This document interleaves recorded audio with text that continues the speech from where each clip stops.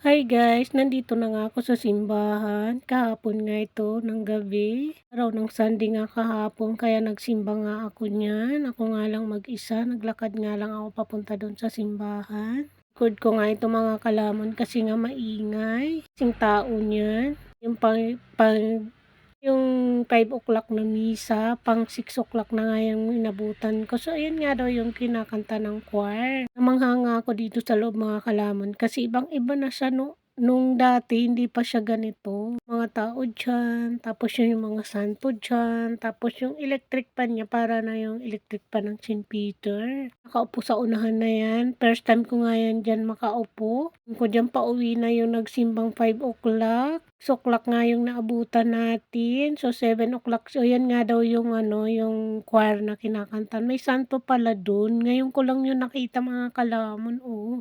Ang ganda, grabe, ang ganda talaga para na siyang St. Peter. Nga sa loob ng subdivision namin, pero malayo to dito sa bahay. Nga dyan maglakad ng ilang meters, isang oras, kalahating oras siguro ako naglakad mga kalamon. Maganda na rin yun para may exercise tayo. Kung nga yan dyan sa santo nila, iba nga yung santo nila dito, tapos yung cross nila, yan yung cross nila dito. Alam kong mayroon nakakita sa akin doon kasi diyan kasi sa simbahan na yan mga kalamon kung saan nagsisimba yung mga tito-tita ng alaga ko. Ayan nga daw yung santo nila, oh.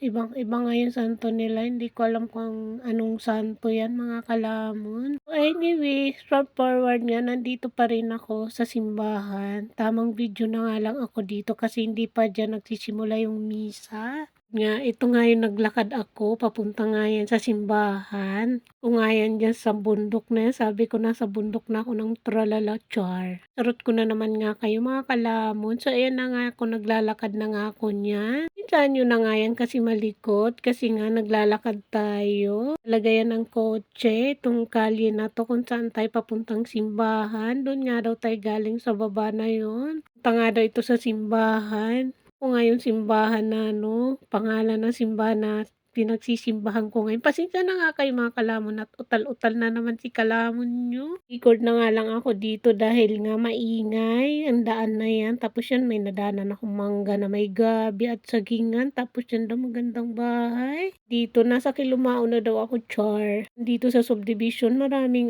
puno. Thank you so much watching. Bye bye mga kalamon at kapatay gutom. See you! 有人。